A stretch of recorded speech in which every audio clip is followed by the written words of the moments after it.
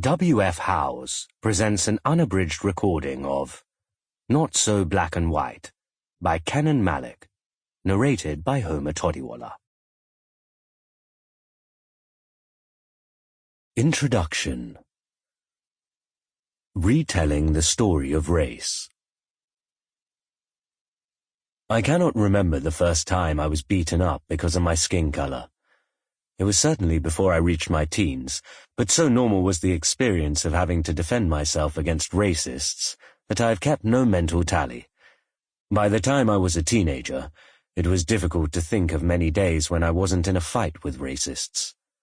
By the end of my teens, I was organizing street patrols to protect Asian families from racist attacks. The Britain in which I grew up in the 1970s was very different to the Britain of today. Racism was vicious and visceral, and woven into the fabric of society in a way difficult to imagine now. Paki bashing was a national sport.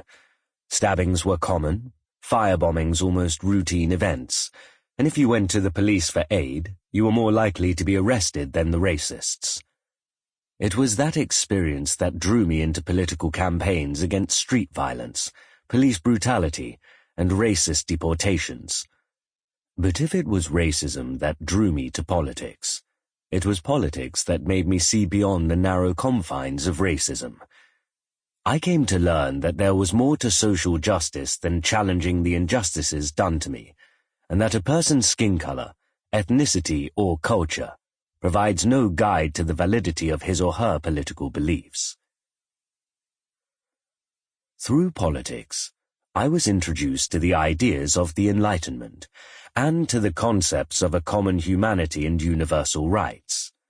Through politics, too, I discovered the writings of Karl Marx and John Stuart Mill, of Thomas Paine and Mary Wollstonecraft, of James Baldwin and Rosa Luxemburg, of C.L.R. James and Frantz Fanon, of Hannah Arendt and Sivanandan.